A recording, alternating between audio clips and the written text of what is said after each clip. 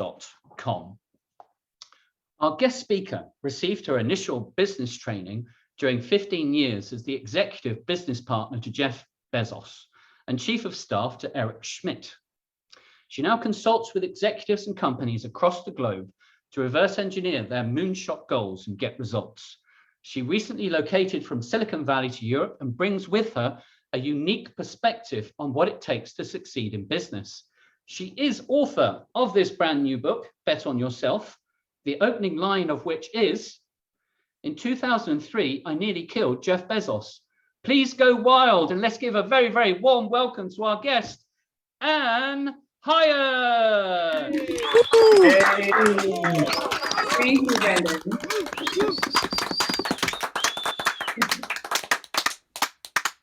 I think that's by far the closest to an Oprah level introduction I've ever received. That was very exciting.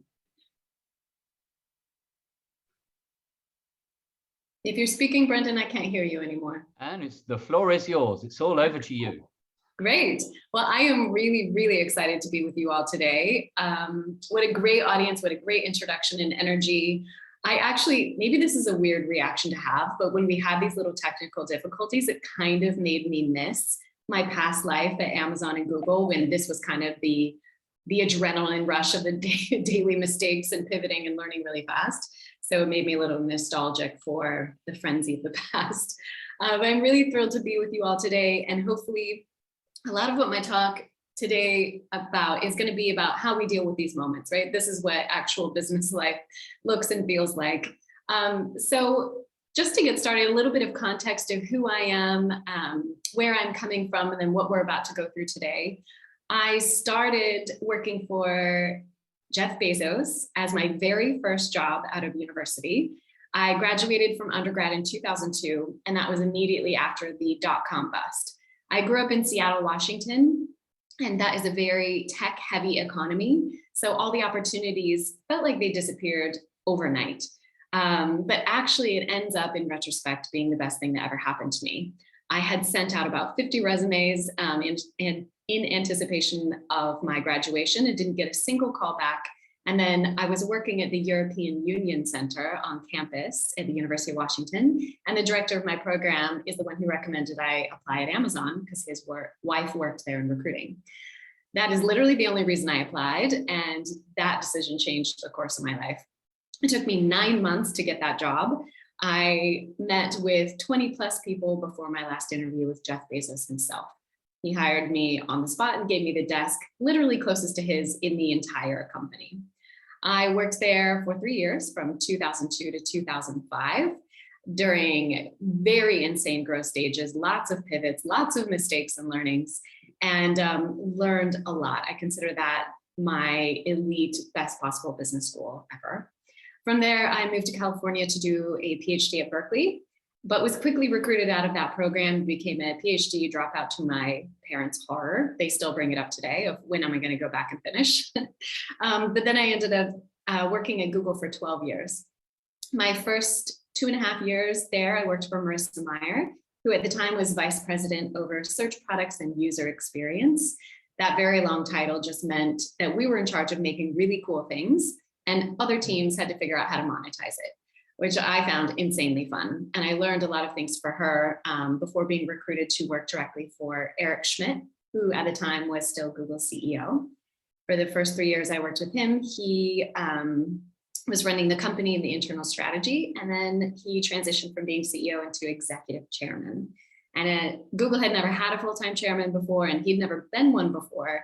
So that was a real learning curve. And a lot of what we're going to go through today is honestly the best practices for how we invented his role as the executive chairman at Google, and how we designed and crafted his role for impact. He was, I think, I would like to give him credit for being the trendsetter of what executive chairmen are today. In the past, that title kind of used to mean semi-retirement. But what we wanted to do was, now that he was unleashed from the rigors of the internal strategy meetings and those schedules, he was now free to 10x his output.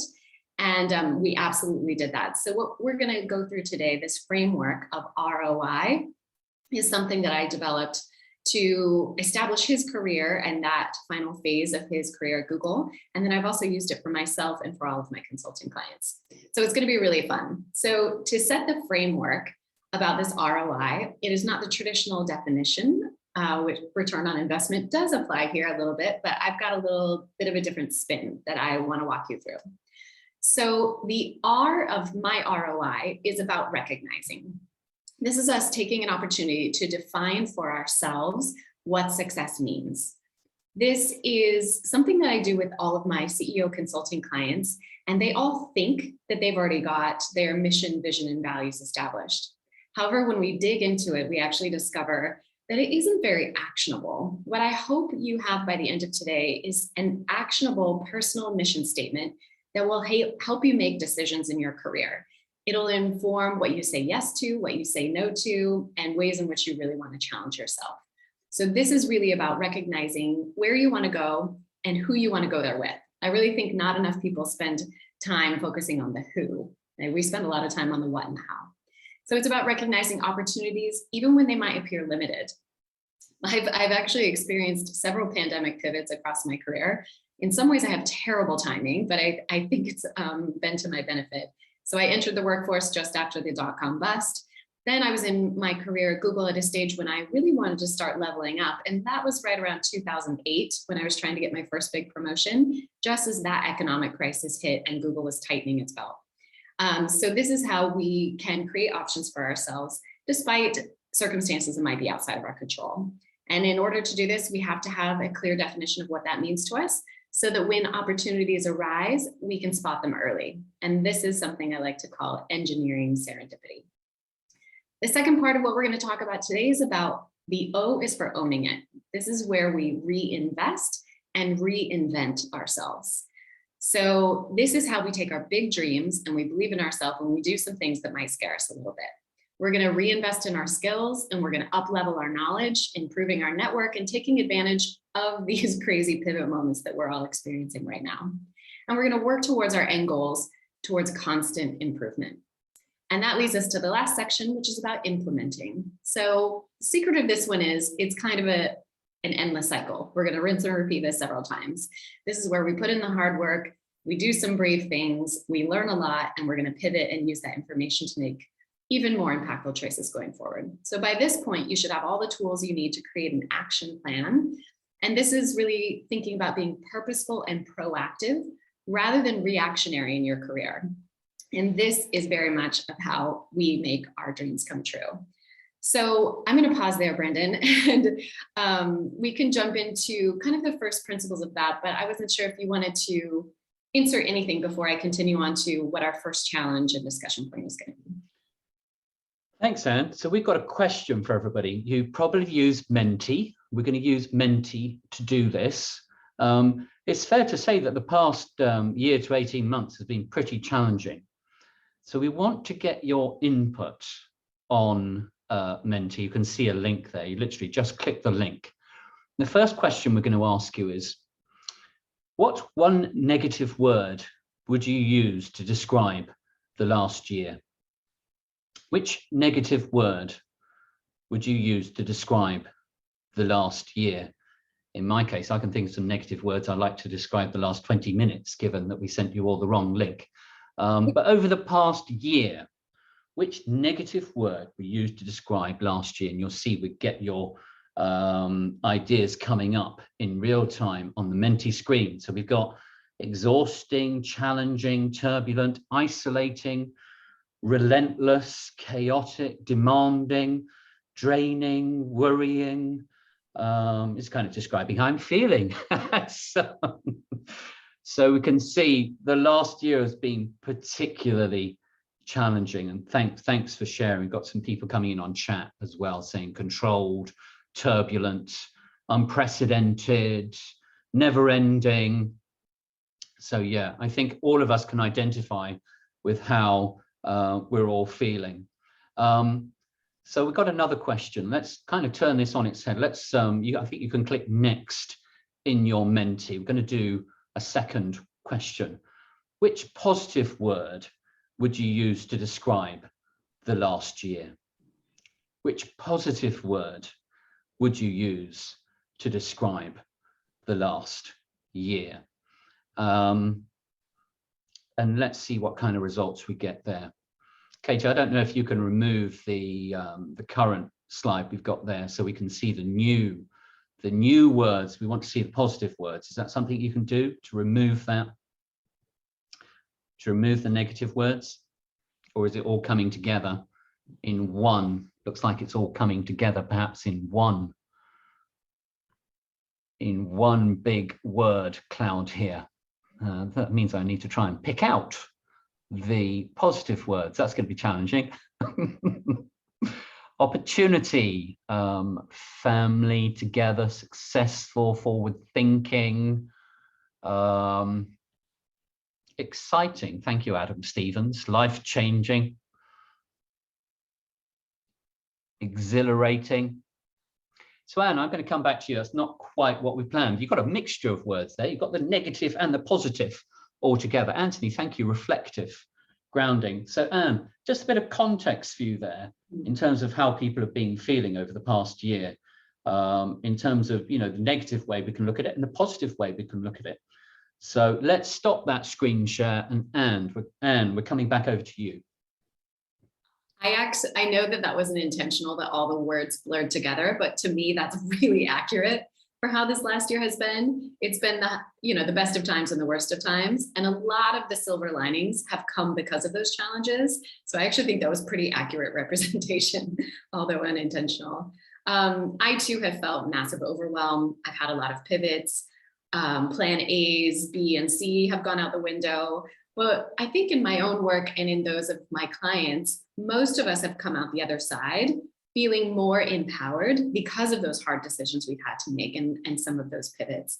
And this is really what I want to start our conversation with, is recognizing that these things, it's two sides to the same coin a lot of times. So Brendan, shall I launch into our first introduction? Absolutely, Anne. Chapter 1, over to you.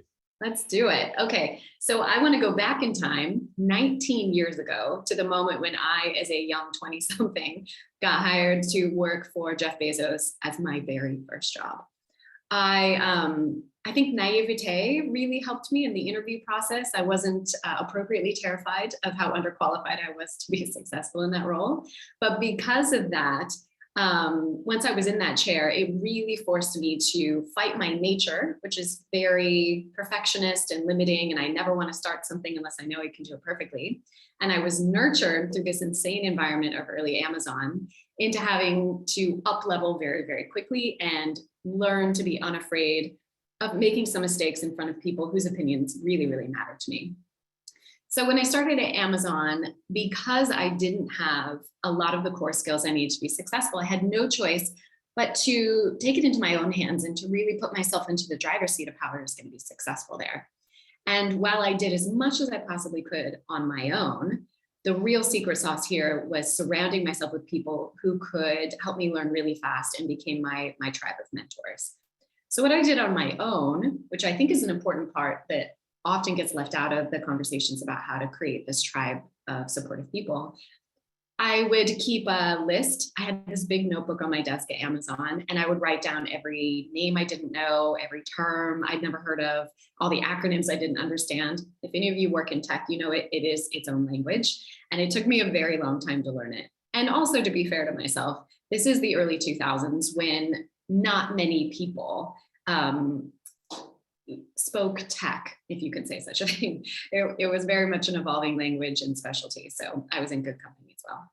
But what I realized is, even though I was doing as much self-imposed homework as I could, reading every briefing document, doing my research, observing what the leaders around me were using to up-level themselves. For example, Jeff Bezos came in every morning having read 3 newspapers, the New York Times, the Wall Street Journal, and the Seattle Times. So I started doing the same. I was trying to soak up as much knowledge as I could. But then, in order to be successful, I needed other people to coach me into that. So my very first mentor was my manager, John Connors. John is, even today, 19 years later, still chief of staff for Jeff Bezos. And honestly, he taught me all of my best practices that I still use now and recommend to my executive clients. So what I had to do there was I would be in these meetings or exposed to these briefing documents, and I wasn't quite sure. I had a lot of questions, but I wasn't sure which ones were smart questions and which ones were dumb questions. So I would test it out with John first. Then once I felt like I had a bit of a compass, I started getting brave and raising my hand in the meeting. And then once that was going well, then I could get to the level of being proactive. But what I really want to emphasize here is the quality of people we surround ourselves with and the multiple layers of mentors and sponsors that we need. So for me, there's really 3 categories of people that we need in the beginning of our careers, all the way through when you're at the top of your game. We still need these 3 people around us. The first is the traditional mentor, like my manager, John, someone who's going to coach you, they're invested in your progress, and they're at your side observing independently your behavior. I think a lot of us understand what that's like. The second is what I would like to describe as an avatar mentor. And I think not enough people really seek this out. So especially beginning your career, or maybe if your company's small, or if you're entering a new industry, you might not have somebody right next to you that is preparing that longer roadmap for you. As avatar mentor is somebody who's 10, maybe 20 years ahead of you. And that person has the expertise you're trying to develop. They're standing on the stages that you hope to be on one day. They're writing the books and the articles and are in publications that you admire. And this, thanks to the internet, means that you can have a mentor who opens doors for you and doesn't even need to know you exist. I've had several avatar mentors across my career, some of them for a decade plus, and they don't know I exist. So examples of some of my avatar mentors are Brene Brown, whose work I really, really admire. And I was really inspired when I took the scary step of starting to be an author for the first time. I was inspired by her story and the fact that she, even though now she is an instant New York Times bestseller, even before her books come out, she started having to self-fund her own book because publishers thought there's no way that a book about vulnerability is going to sell very well. So me watching her career of how she didn't start as an instant New York Times bestseller, and I reversed engineered, how did she get there? How did she get that Netflix special? Before that, how did she establish herself as a thought leader? Before that, how did she get started? And Brene Brown's a great example because she's definitely not a 30 under 30. I mean, she got her undergrad really late. Grad school was a later process for her, so she's been inspiring to me. And then we go to the third category, and that's a sponsor. So this is somebody who is only 1 or 2 steps ahead of you on the same path you want to take. These sponsors are those who remember exactly how you feel because they were just there. Maybe they just got a seat at a table that you want to be at, or they've just walked through a door or broke a glass ceiling that you want to go through. And the reason why this person should be just a step or 2 ahead of you is 1, because they remember exactly what it took to get there, and their context and their experiences are still fresh. Mentors who are too far ahead of us often forget how they got where they are. And so it's harder for them to reverse engineer it and give you some good actionable advice. So seek out those who can open a door that you can't yet open for yourself. And that really creates this team. So I want us to imagine, I think a great analogy, and one I love to reflect on, is what is called the miracle mile. So Roger Bannister was the first human to ever break what we thought was physically impossible for humans to do. He ran 1 mile in less than 4 minutes. No human had even come close to that before. But when you look at how Roger Bannister broke this record, I think this is the part that gets left out of the story. So we're going to watch a video in a second of him running this mile. And what I want you to notice is the teammates around him. So when he starts out the race, he's got a teammate in front of him who is pacing him for the first 2 laps. Think of this as your mentor, somebody who's right there with you, who's invested in your success, who's going to pace you and give you that original cadence you need to not burn yourself out. But what you're going to see then is on the 3rd lap, that person who is pacing him for the first half of the race peels off. He can no longer sustain that same pace. Roger is out there for a second on his own. And then his teammate, who is a sponsor for him, pulls him through that grueling 3rd lap. This is the one who's just, while his lungs are burning and his heart is pounding, keeps him on that pace. And then what you're going to see is he runs the last lap in the lead on his own. His teammate peels off, cannot sustain that pace any longer. And Roger Bannister is the one who breaks the record because he can do what no one else can. You are the Roger Bannister in this, but you also need those teammates who are going to pace you and push you and keep you accountable. So if we're ready, could we please play the video and we'll all see for ourselves how to run a miracle mile. Any moment now and we'll see the famous Bannister burst. And here he comes. Bannister goes streaking forward with about 250 yards to the tapes. Just look at his action as his long legs carry him nearer that world record.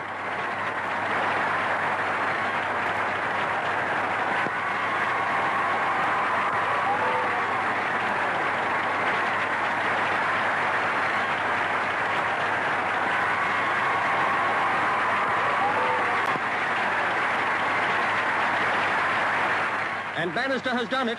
Though he's out on his feet, his coach and team manager tell him he's achieved.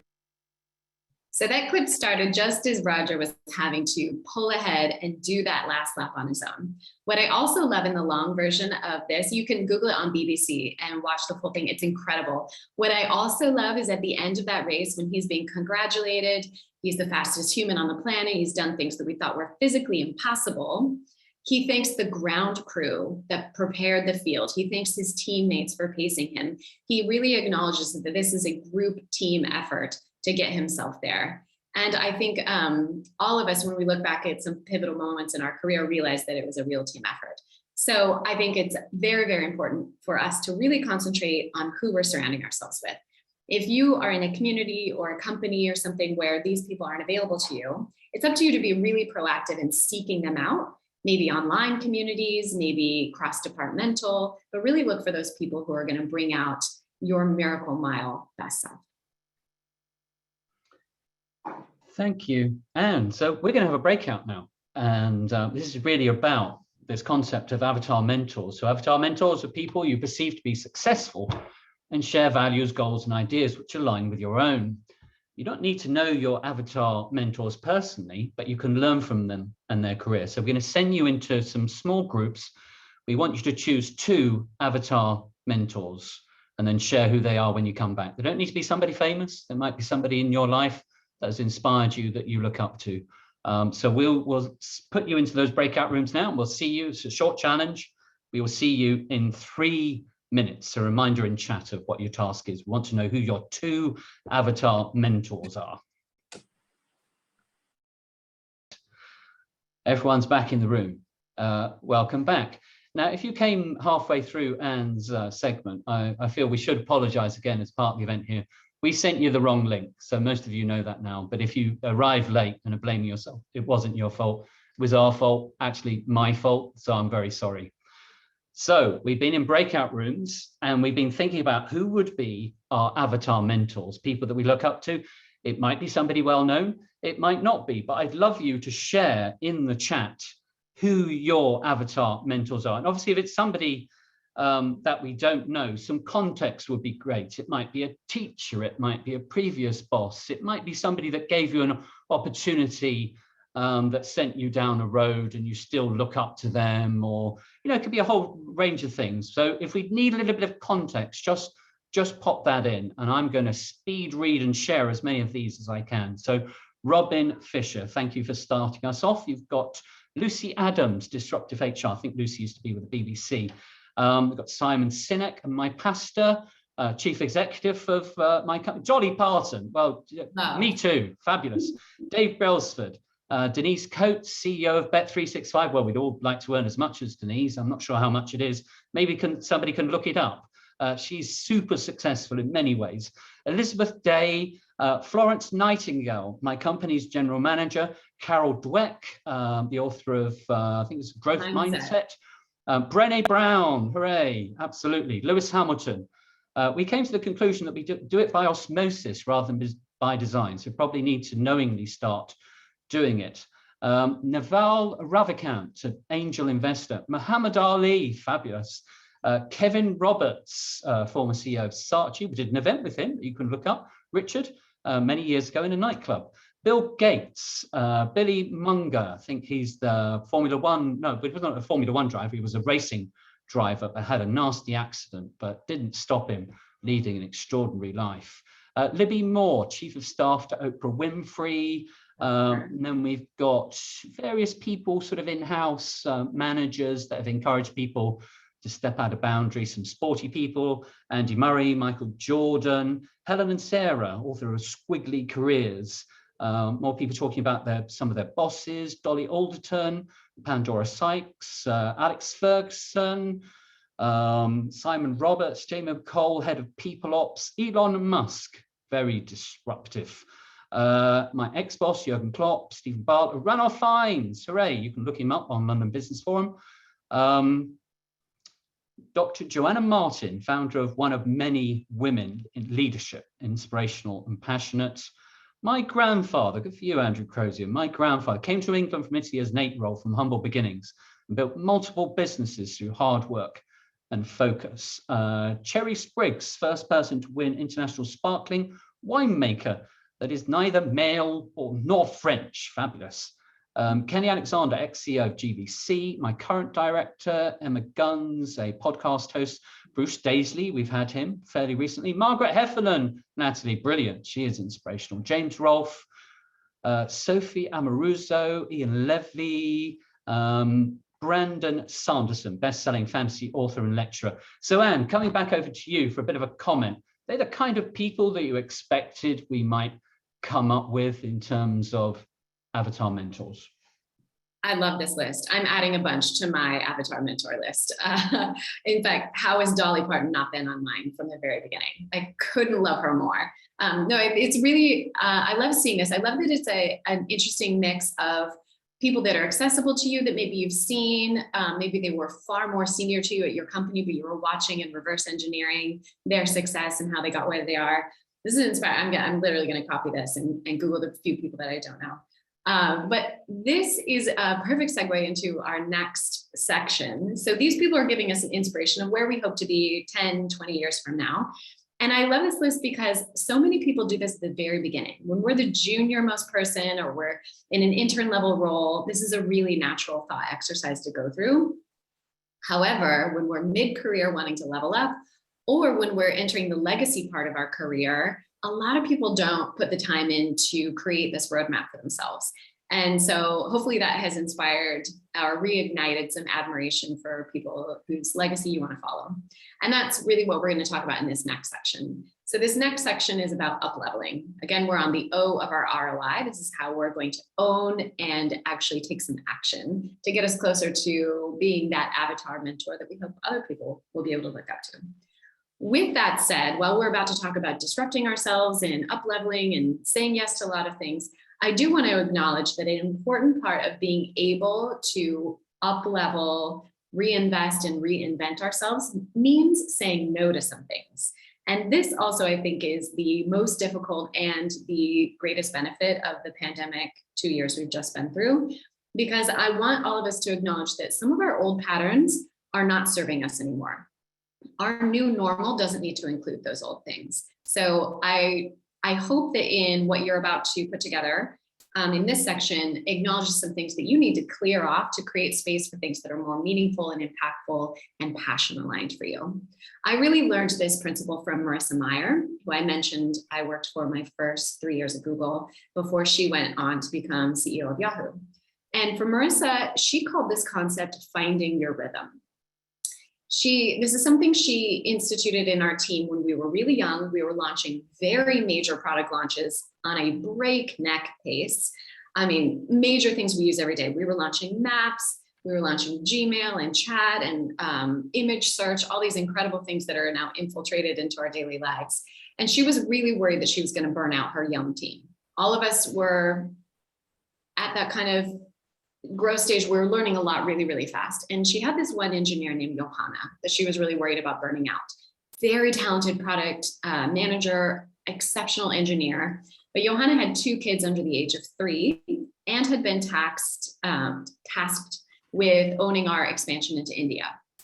And Johanna had to be online and doing video conference meetings every day at 3 a.m. And Marissa was worried about burning her out. So she went and in her one-on-one had a conversation with her and said, what are we going to do here? I can't lose you. And Johanna said, please don't take me off of Bangalore. I really want to be leading the charge into this country that's so vital for Google's expansion. At the time, Google was not yet the dominant search engine it is today. If you can imagine such a world, you can remember those times. But what Johanna said was, but what I need in exchange is never to miss bedtime and bath time with my kids. If I'm home for that, I don't mind. I don't regret being online at 3 a.m. And Marissa was like, aha. She calls this finding your rhythm. So she went to all of her direct reports and was like, what is your rhythm? For one, it was a Friday night football match with his friends from university. For another, it was going to a dance class. So acknowledge for yourself, there's going to be something that you need to invest in that will fuel and fill yourself up so that you can give at this next level. Okay, so what we're going to do now is we're going to create what I call a dream resume. Now, a dream resume actually has nothing to do with titles. It has nothing to do with working for companies at, with big reputations like Google and Amazon. It has nothing to do with your pay rate, any of that, any of those usual external markers of success. What we're going to do is it should be about passion alignment. Your dream resume is really about thinking about what are the leadership qualities that you want to be known for. So think about how frequently you want to be up-leveling your skills. And this is where you have a conversation with yourself about pace. So for me, there's really elements to a long-term career that is future-proof. You know how I feel about people from the first section, and the second is pace. This changes over time. When I started my career at Amazon and Google in the early 2000s, some friends of mine literally tried to have an intervention with me because they were so concerned about my lack of work-life balance. And I was really genuinely surprised because it didn't feel like that to me. What we were doing was so aligned with the expertise I wanted to develop for myself that nobody had to ask me to work 15-hour days or come in on weekends.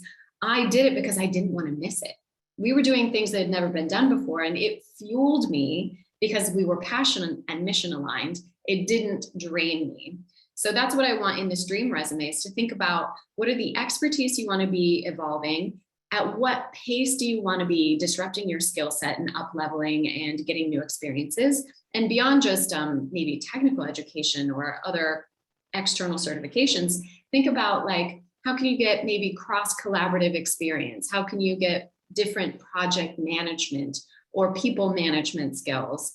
What stages do you want to be on, and what reputation do you want to be known for? When your colleagues are describing you to someone else, what words do you hope first come to mind? And then, so those are about your leadership qualities and your traits and your expertise. And the second one is really about that pace at which you're up leveling and disrupting yourself. So this is how you really stand out from the crowd, because let me tell you, very few people do this thought exercise, and this is going to empower you to have some actionable conversations. And that's really what we're going to get to in the next section. So standing out and up leveling is something, as I mentioned, I learned this from Eric Schmidt. I don't want you to think this is something just for mid-career people. If you yourself, maybe you're a CEO or a leader of a big team, this is what I really learned from Eric. So in that period when he was transitioning from CEO of Google to executive chairman, we had to invent that role. In that time period, we actually spent 9 months, almost a full year of his first year as chairman, doing what we called a listening tour. Because sometimes it's really hard to identify what the talents and the needs and our passions are for ourselves until we're out into the wild. So in this listening tour, we visited 50 plus global offices. We would chat with people in the micro kitchens, in the cafes, we would do town halls, and we just kind of went to lots of different levels of people in our work life to see what they needed, what they observed, what they were hoping we would do. And I think that's a really interesting exercise for each of us individually. Instead of just coming up with it from a blank slate, seek out some feedback of what talents other people identify in you, and what patterns of words you hear them describing.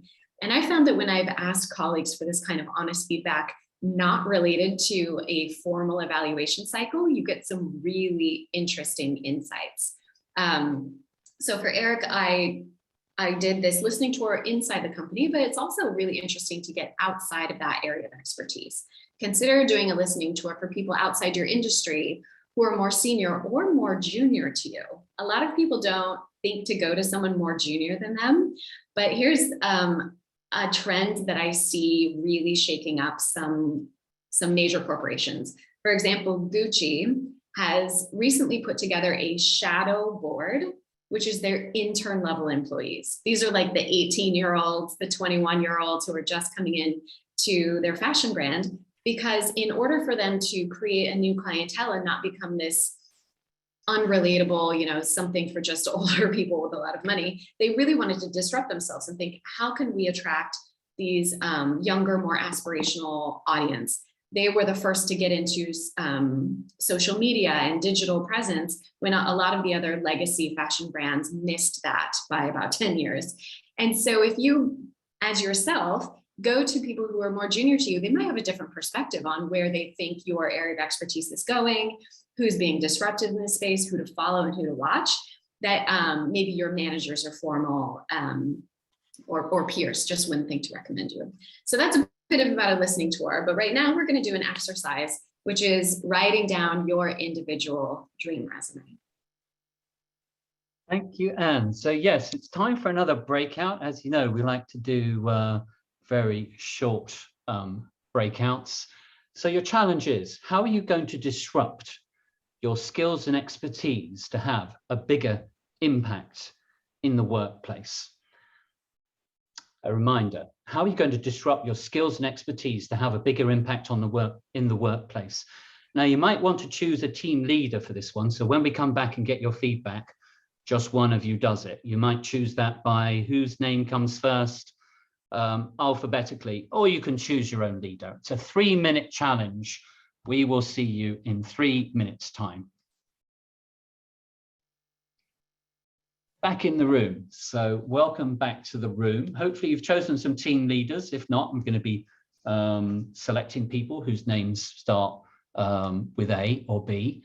But the breakout question was, how are you going to disrupt your skills and expertise to have a bigger impact in the workplace? So we'll do what we did last time. If the team leaders can pop into chat some of the strategies and techniques that you came up with that are going to help you disrupt your skills and expertise to have a bigger impact in the workplace, and then we'll speed read as many of those as we can to increase our knowledge. And by the way, while we're doing this, if you've got animals with you, we're going to be coming to our Animal Magic halftime break in a moment. So I know that some of you have cats and dogs. I can see you kind of smirking and going, yes, yes, that's you. So have them ready. We're going to be coming to you in a couple of minutes' time. So Andrew, you've started us off. Thank you. Be nosy. That's a great idea. Adam, 360 feedback. Take 3 or 4 points to develop over the next 12 months or so. Nick Howard, work alongside others in different areas of the business. Challenge, how to learn, unlearn, and relearn. Adam says there's a good article in Harvard Business Review thinking about good working habits. So we'll try and find that and pop it into the chat, Adam. If there are any more clues you can give us, do so. We'll try and find it and give a link to it. Ed says consistent feedback, personal and team reflection, daily and weekly, reverse mentoring, cross-stakeholder conversations regularly. Kitesh Patel says, collaborate with those outside of your current industry. Jane, being brave, more confident to notice and break patterns, invite disruptors to your meetings. Helen says, seek feedback from experts. What is your only priority? Review with your boss, open up for areas to develop, ask for a list of priorities, get instant feedback. Immerse yourself in a new challenge, ask lots of questions, 360 feedback again. Spend time in other departments, e.g. if you work in back office, spend times with the sales teams. Seek out a role model to get ideas.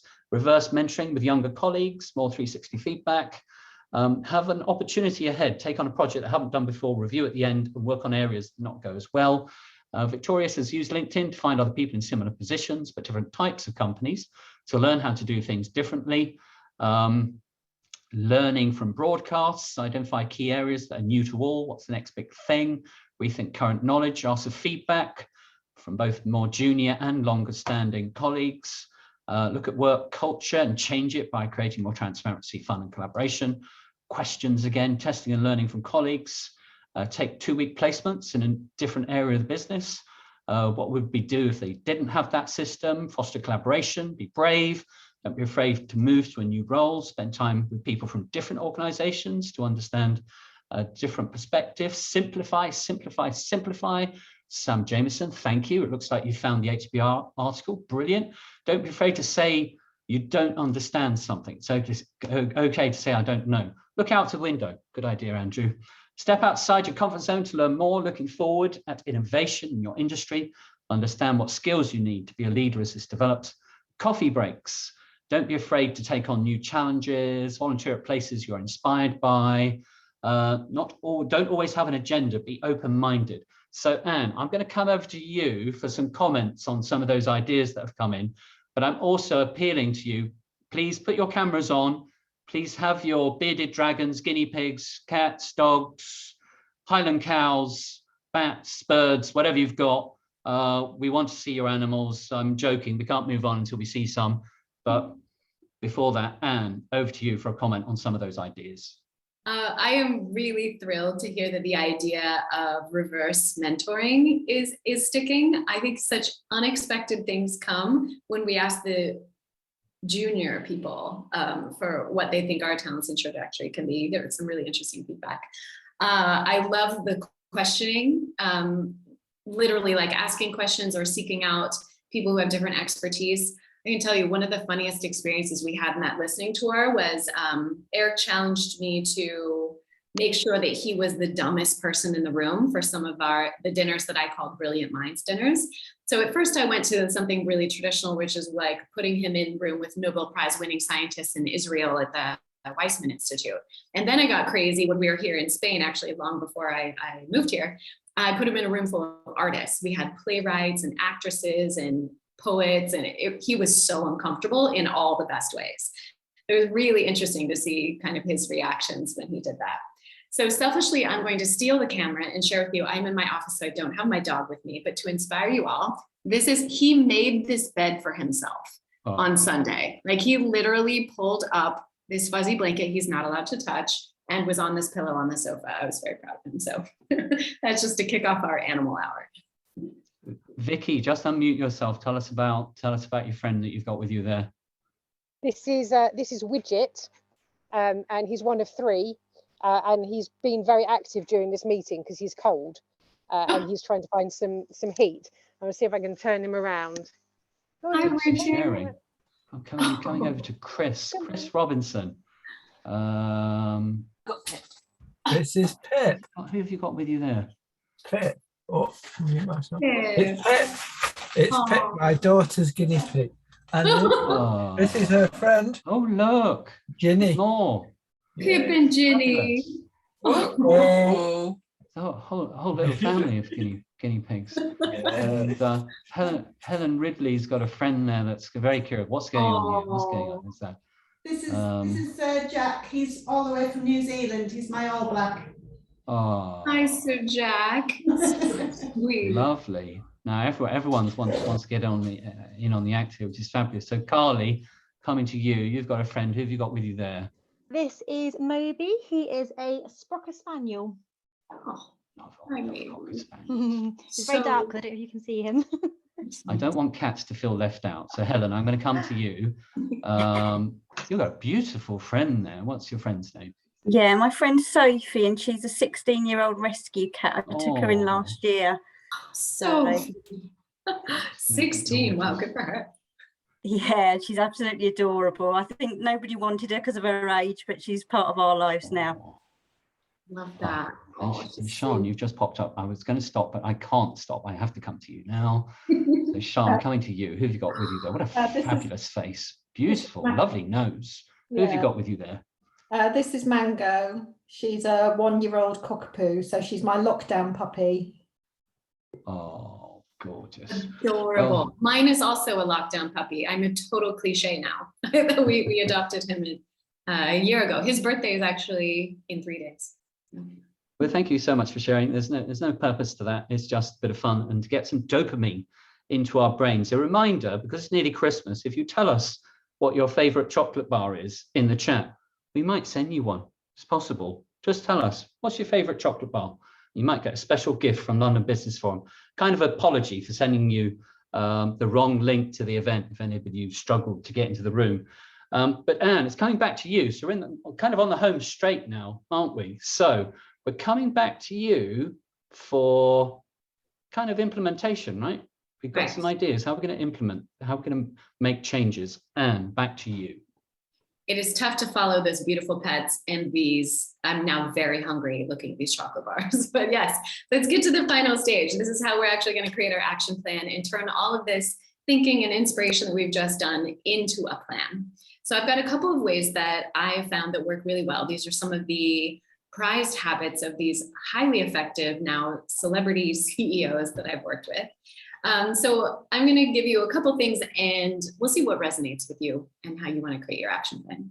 So my first tip on an action plan is in the conversations you just had, we now are thinking about people who are avatar mentors and they are where we hope to be in 10 to 20 years from now. We're thinking about our sponsors who can open doors for us that haven't yet. This is all big pie in the sky, long-term thinking, right? So now we need to break it down into manageable steps of how do we get started today?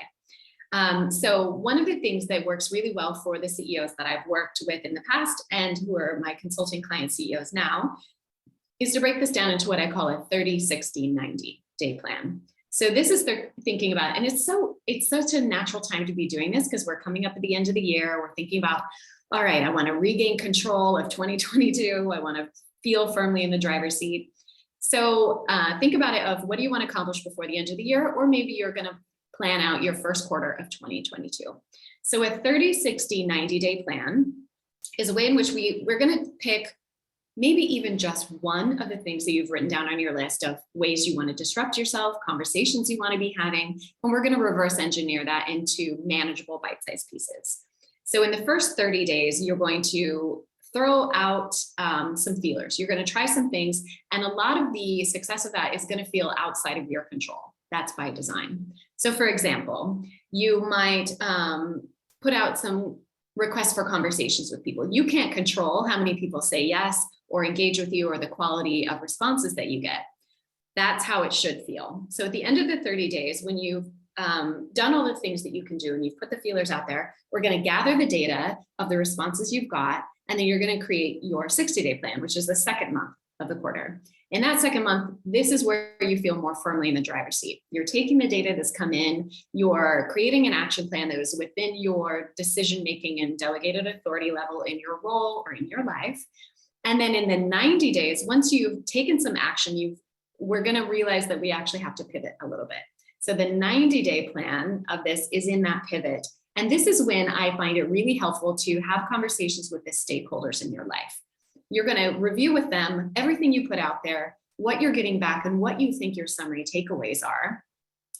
And then the stakeholders in your life are the people who you kind of need their buy-in in order to take some bold steps based on this feedback. So stakeholders can be your life partner, your kids, your manager, all those who need to approve and be like, yep, I've got your back. I'm going to clear away. And I'm going to understand that you're going to be doing some things a little bit differently now than how you have in the past. So that's the 30, 60, 90 approach. I find it's really helpful because sometimes these even 1-year plans can feel a little bit overwhelming. In fact, Katie and I were chatting in our breakout room. She was asking me how often I rewrite my dream resume. And for me, that's about once a year, every year. And I find it really helpful to do it around a particular moment, whether it's like with your New Year's resolutions or maybe on your birthday, but have a natural routine of when you pull out that piece of paper and you look at all the pivots. But we want to be able to break it down into manageable steps. And just tell us a little bit more about what your concept of pivot is. Give us a bit more context. So a pivot, this is something that we did, for example, when I worked at Google, and we would spend 1 day a week in the Google X office. It's now just called X. X is the moonshot factory at Google. So that is run by a brilliant engineer named Astro Teller. And Astro, at X, they're trying to do things that are insane. They are called moonshots because the path forward is unknown because no one's ever gone there before. And failure is inevitable. That's part of the plan. they do these 30, 60, 90-day plans. For example, when we were creating, I still say we, I worked at Google for 12 years. I left 3 years ago and I still say we. When they were creating driverless cars, they had to do a lot of things that they needed technology that didn't exist. For example, they had to design proprietary lasers to be able to survey the area around the car for safety, so it didn't cause any accidents or harm. They had to create algorithms that move fast enough. There's so much technology that had to evolve. And so of course, that's not all gonna work perfectly. So what you do, what I learned at X was you try some stuff, you gather in your 30-day plan, you're gonna be like, here are the things that I think, these are the premises upon which I'm basing some decisions of how I'm gonna spend my time and energy. You put it out there. Then in the 60-day plan, you get some feedback. You're looking at the data. Now, in this last part, this is the pivot. So the pivot is you go back to your original assumptions of what you're trying to do. You look at the data that you've gathered and you see if you need to challenge some of those premises, some of those assumptions that you had at the beginning that you thought were facts. Because I find a lot of times what we think is factual, like things we cannot change or will absolutely happen or absolutely won't happen, surprise us. So in the pivot, you're looking at the data, you're challenging some of your assumptions, and you're using that information to maybe course correct. So instead of thinking like, here's my straight and narrow here, we're using that zigzag to our advantage instead of putting the blinders on and pretending it doesn't exist. Is that helpful, Brendan? Does that answer the question enough? That's great. Thanks, Anne. Actually, we have one more question come in around. Can you give us again a bit more context to Dream Resume? You know, what might you include? Kind of how does your thinking behind that work? Yes. So my dream resume is about these dreams that feel a little bit outside of my control. So for example, I want to be a #1 best-selling author.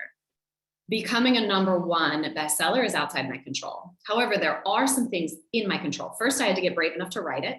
I had to get brave enough to put it out there and get the drafts and show up when no one was paying attention at that coffee shop by my house and show up and write, you know, X number of words every day. That was within my control. What's now that it's published and it's out there and I can't change a word of it, which is hard. Any of you who have written something know how hard that is to reread your work and be like, I want to change this word. If it becomes a bestseller, is not in my control, but me showing up every day and putting it on social media, sharing my message, finding like-minded entrepreneurs and establishing my thought leadership, me showing up is within my control. So the dream resume is really this two sides of that same coin. Big dreams that I can't control, but daily action I can take that will qualify me to be there. So whether or not my book becomes a New York Times bestseller, I don't know, but I'm going to continue to show up. I'm going to tweet about it. I'm going to share my content. I'm going to create lead magnets and things. So that's really why it has the word dream in it, because there's elements of control and things that are outside of ours. Is that helpful? That's great. Thanks, Anne. So another thing I want you to think about when we're creating these action plans is what I alluded to in section number 2, which is there are some things that you're going to realize in your life don't belong there anymore. There's things that are getting in your way that are not moving you anywhere closer, and or they are a lower priority now than they used to be because your goals have shifted. So I use this analogy that I have taken from the well-known book, The 7 Habits of Highly Effective People. I love this analogy and use it with all my clients on repeat, which is rocks, pebbles, and sand. So imagine for yourself, if you haven't heard this analogy before, that you have a glass jar that represents your time, how many hours you have in a day. And you have rocks, smaller pebbles, and sand. This is analogous of the different tasks in your life. Rocks are the things that you absolutely must have. The pebbles are related tasks. They're things that are important, but not as urgent. And then sand are the things that the never ending part of our to-do list, that are part of daily life. It's there, but we shouldn't prioritize it. What the order of operations is so important in this formula. If we fill first the glass with sand, then the pebbles, you can't even get a single rock in there. However, if you put the rock in first, the pebbles will settle in around it, and then the sand will fill in the crevices. So think about, in this dream resume, what is your rock? And I want to tell you right now, it's going to feel really weird if you properly reevaluate your time to do your rocks first, because rocks take a lot of thought. They take a lot of effort before you see any results.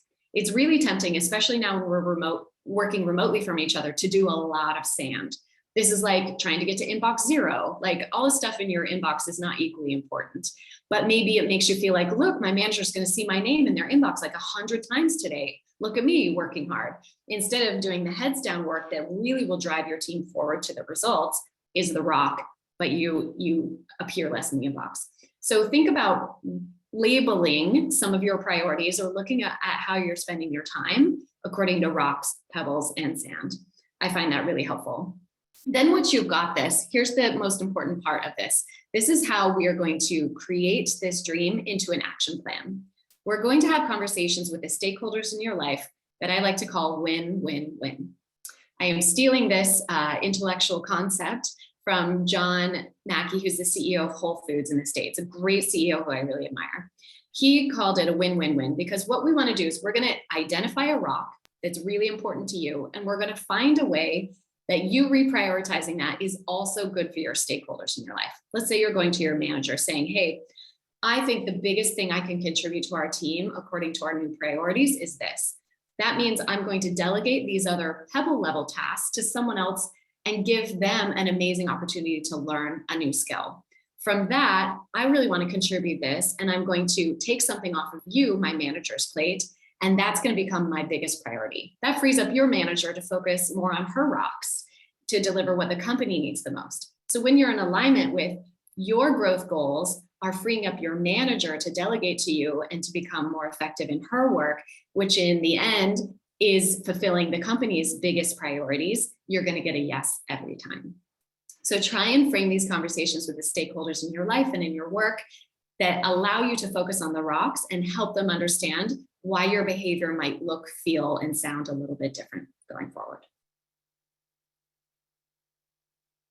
Great, thank you, Anne. So I want to remind people at this stage, we want to send you a copy of this book. So if you haven't already sent us your postal address, please do so. You can send your postal address to info@londonbusinessforum.com. This book actually is not officially published until later in the month. So you're going to get it ahead of everyone else. So you are extremely lucky. Thanks, Anne, for organizing that for us. So all you need to do is send us the postal address you'd like it sent to. And if you have told us what your favorite chocolate bar is, you might get one of those too.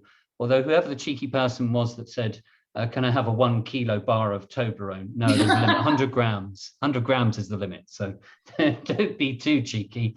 A reminder, we're launching our new digital platform in a week or so. So there are no events on our website at the moment, but that will soon change because we'll be publishing our full 2022 program. So we'll have the same old favorites like Gravitas and the 80-minute MBA. It's like a 3-year MBA, but you can do it in 80 minutes. You still get a certificate, much better than INSEAD. We'll be doing things on diversity, inclusion, leadership, and how to hack your own brain. So typical London Business Forum events. But we got a little bit of time. So, Anne, I thought it might be nice for people to reflect on what you've said. And it might be valuable for people to give us their kind of aha moments. Has anything resonated with you today? What might you do differently as a result of the session? And also thinking about this win-win-win strategy.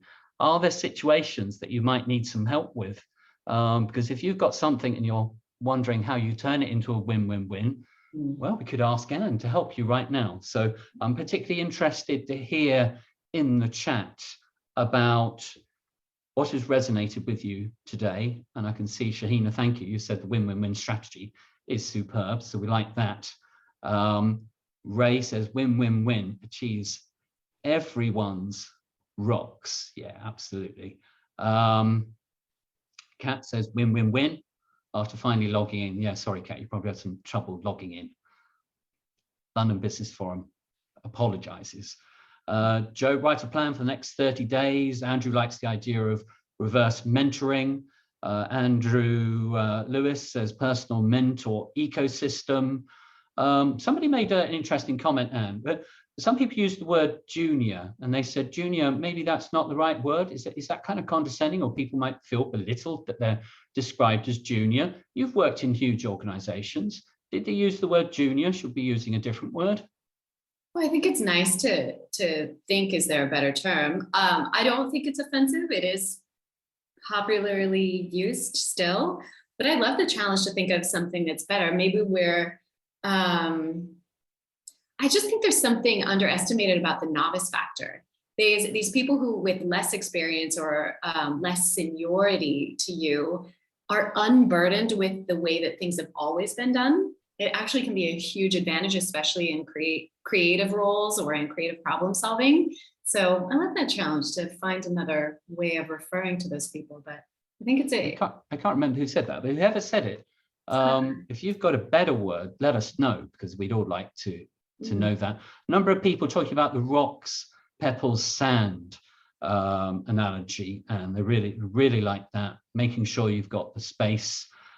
Different types of sponsors, rocks, pebbles, sand, the fact you should do the dream resume once a year. We'll definitely be looking at reverse mentoring, mentor ecosystem. Hadn't realized that adding to my portfolio was something useful to do. I was a bit bored, to be honest, so I asked for something in addition. They gave me HR. I did it by sending lots of suggestions to improve staff morale. So you definitely use your initiative there, Sarah West. Tell us a bit more about initiative, Anne. You know, could you be perceived as being a bit, they're always kind of being a bit bossy and a bit arrogant almost by trying to get involved in more things? What's the balance between using your initiative and perhaps being seen as a disruptor, not necessarily in a positive way? I think that's a really important question. I'm so glad that you honed in on that. What you want to be seen as a contributor. People bristle at it if you seem like it's very ego-driven, that you're serving yourself. That's why I think the model of win-win-win, even if the task that you're asking for, the opportunity or the up-leveling is literally the same thing, in that framework, you're perceived very differently. So if you're looking for all the credit, or you're only taking the sexy, cool projects that will shine a spotlight on you and not your teammates, that's not going to be received well for very long. What you want to do is think about the whole. How do we win as a whole? And that, I think, is the differentiator between being seen as very selfish and trying to steal the limelight and all the credit and get the advancement, and then the way in which we all win together, where we all can focus on our rocks at the same time and live harmoniously. I can definitely think, I've seen best case and worst case scenarios. I can think of names in particular right now of people who did not do this well in my life. And maybe they have short-term gains, but in the long run, people just stop investing in you. They get exhausted, but everyone wants to be part of a winning team. So when they see you, the rising tide of you raising all ships, they want to be part of that. Max says he likes the dream resume idea. Adam says he likes the framework that you've offered for the avatar mentors, very valuable. Rocks, pebbles and sand, win-win-win. Using everyone around you, not just those that are more senior. Michelle says the dream resume and realizing what is within control rather than out of control. The shadow board idea, win-win-win. So many nuggets, says Elsa. Different kinds of mentors, rocks, pebbles, sand, win-win-win. Karen says shadow BAME board. As you can see, it's adding value for EDI. If not enough BAME on the top table. Reese is talking about 30, 60, 90 strategy, thinking about the phases. It's good to know you don't need all the answers immediately. 30, 60, 90, seeking out new mentors. Nathaniel says, what if the company thinks that profit is the reason we exist? If that isn't the company values or reason to exist? Tricky to propose disruptive thinking. Well, you've worked for some hugely profitable companies, Anne, that really almost dominate world trade. Give us your personal perspective of the values of those organizations and the balance between making profit and feeling that they have also a social and moral purpose. Another really important thing to hone in on. Absolutely. I know it does very much feel like Amazon and Google have money printing machines in the back, and you're not totally wrong about that. While that is unique, I think what made them that successful is the fact that they were mission first. As I described before, the product team that I was on for the first 3 years I was at Google, we were only charged with making cool things. It was purposeful that other teams were in charge of monetizing it, because if you are creating things of value, if you're focused solely on your users or your customers, you make different decisions than if you are solving for the bottom line. There's a really interesting framework. What is it called? There's an exercise I do with my clients where what you need to do is you need to define your success finish line. And there's lots of different ways of defining that success. It can be monetary. So it can be like hitting a particular revenue target, but I actually find that inhibits your decision-making.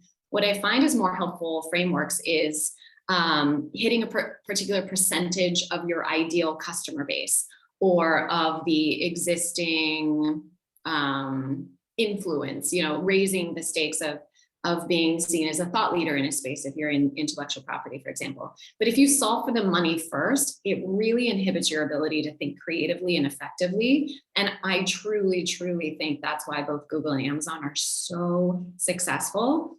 They just make cool things and they figure out how to make money from it later. And I think that priority is reflected in the results. I think you just feel different when you interact with someone who's thinking about you as a user or a customer first versus how can I squeeze every penny out of them. Jane says she loves the analogy of your rising tide lifting all ships. Elsa says, realizing how much people have a part to play compared to the work you do. Shahina says, really like the example you gave from Google, pie in the sky, and how to try to get there. And Lucy says, the rising tide of you raising all ships, inspiring attitude and mentality for hiring the right people for the team. So we've got a couple of minutes left before we need to come to some conclusions. So who would like to ask Anne a question? Wonderful opportunity to ask a question to somebody who has so much experience of working with iconic global leaders in extraordinary companies. Maybe you've got a challenge in your company at the moment you'd like a perspective on. So who would like to ask a question? You can raise your arm, or we trust you. Just unmute and ask Anne a question if you'd like to, or make a comment or observation. Who is going to be brave today? I would like to, if that's okay. You would like to? Where is it? Oh, there you go. I'm there Odo. you are. Odo, go. Yeah, absolutely. Go for it. So thank you, Anne. This has been really, really inspiring and very timely as well. What I would like to, I love what you just said a moment ago about mission first. And what I was trying to look at was, how do you combine areas that are seen as quite distinct? So what I mean by that is, I work in innovation, but I'm also very active in the D&I space, the social mobility. And I want to try and get the company to think that they're actually not two separate areas, that they're actually all part. So innovation tends to work on products, D&I tends to talk about people, but they should be interlinked. And trying to shift the thinking at the board level to see that there's actually a combination of that, which I think was what Google tend to do quite well. So I just wanted your thoughts. Oh, first, I love your mission. I love that that's where you're putting your energy and your thought. It's so needed, especially in the world right now. So I'm definitely cheering for you to be successful in this conversation. But I think one thing that's worked for me when I knew I was coming into an environment where people would question the premise, where they would be like, well, that just sounds expensive, or that sounds like a distraction or something. What I found really effective was when I would walk them through the benefits, why I thought that this was a win-win-win. And then I would caveat that if I felt like they weren't fully converted to my base premise, then I would say, can we do an experiment? What if I take this subset? What if I work on it for 5 hours a week? What if I just borrow an engineer? What if we do for 1 month, we're going to do this, and then we'll review the data. And if we see that that's reflective that this is sticky, that this is working and having an impact, then we can get another 6-month rope. I learned this trick from Jeff Bezos, actually. So he was, when I joined in 2002, despite having been Time Magazine's Person of the Year in 1999, by the time I joined in 2002, the board of directors was really nervous about his growth strategy. He was not wanting to appease the investors for short-term results. He just refused. Even though everyone had lost trillions of dollars overnight, they were very anxious because he was the last investment standing for most of our shareholders. But he refused to do short-term results. He insisted on creating long-term strategies, which were very different trade-offs.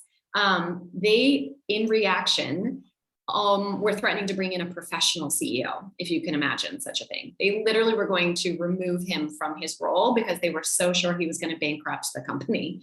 But what he said, he stood up in a very contentious board meeting and he did what he calls showing the math. And he said, this is what I'm trying to prove. This is the data upon which I'm basing that. And this is what success looks like to me. Give me, and he talked them into, it was very short. Originally he wanted 6 months. I want to say he got 3 months. And this is when he was making the case for Amazon Prime. They really thought that would be the death of the company because ordering a toothbrush with free overnight shipping sounds like a horrible idea. You can't make money that way. He said, give me 3 months. I promise you, we're going to see increased loyalty, return customers. We're going to see this Amazon becoming the default online retailer back when people were still so scared of putting their credit card online. And he, in that, when he talked them into giving him the leash, he proved his case in that time.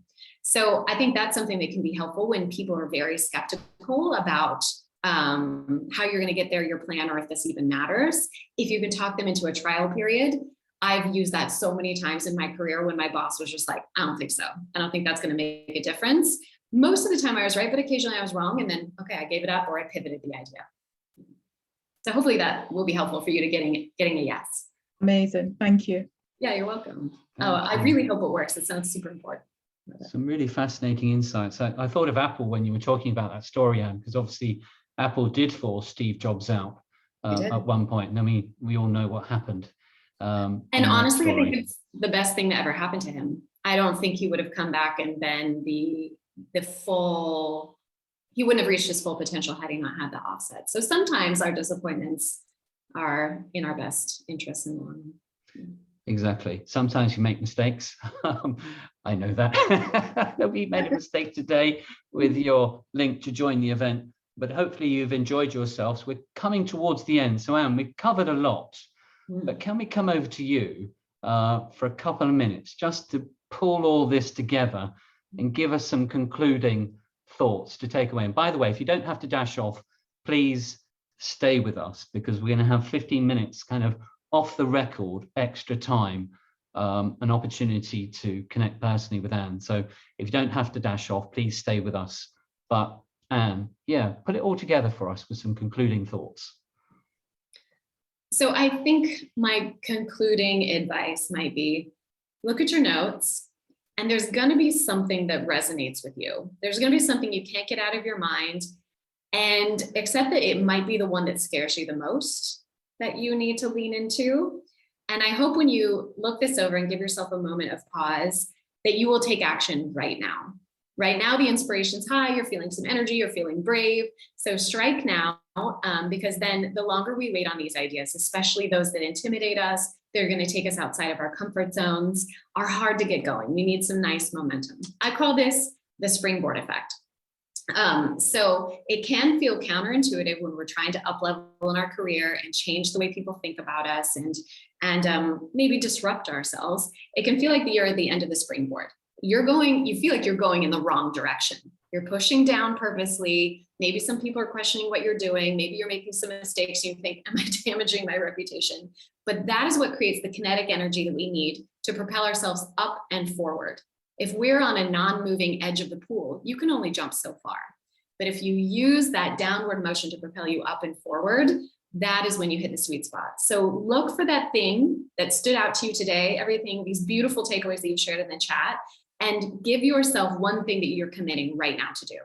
Have the conversation with your stakeholders in your life today while you're still feeling brave, and get action. A nice way of doing this is I encourage you to do a calendar audit. So write down those passions. You've got this vision for where you want to be and the reputation you want to build for yourself. And then look at your calendar and identify how much of that is in alignment with this new direction you want to take. And I want to remind you of Pareto's principle, also known as the 80-20 rule. Remember that 80% of your results come from only 20% of your efforts. So you might feel like, oh my gosh, none of my calendar represents where I want to go or reflects my values. That's okay, because that's really normal for only 20% of your efforts leading to that 80%. But we do need to clear some space. So take action today, have that conversation with your stakeholder and be brave enough to say goodbye and thank you very much to things that are no longer propelling you in the direction you want to go. And thank you so much. It's been such a pleasure to collaborate with you today. I've no doubt that when the book is officially published, it's going to be a huge success. We are so grateful for the insights that you've shared with us today from an extraordinary career you've enjoyed so far. And I'm now going to encourage everyone that's still here to stay if you can, but if you do need to dash off before you go, let's go uncharacteristically wild as we say a massive thank you, unmute, blow your vuvuzelas, sound your foghorns. Let's say a huge thank you to our guest today. It's been Anne Hiatt. Hey. You don't get cheered for very often, especially over Zoom. Thank you. It's really nice. This has been fun.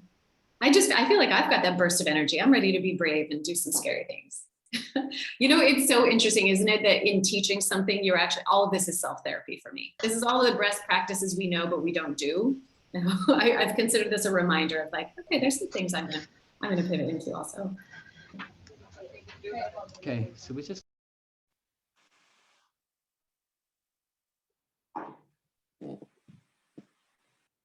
Oh, I'm reading all these nice comments. That's so nice. I love seeing what resonates with everyone, honestly. Sometimes it's things I don't expect that I just said unplanned that really hit with someone. I think that's some serendipity right there. Can I ask a question? Yeah, of course. So what was the in all your career so far, what was the greatest change point for you? And what was the action that created that change? Wait, that's a big question. I feel I was so privileged to be constantly torn away from my comfort zone. It's hard to pick which one made the biggest difference. I want to say there were two. I'm going to pick the first one. So the first one was when I was working for Jeff Bezos. He created a role just before I got hired called The Shadow. You might have heard of The Shadow in the news recently, because that very first shadow back in 2002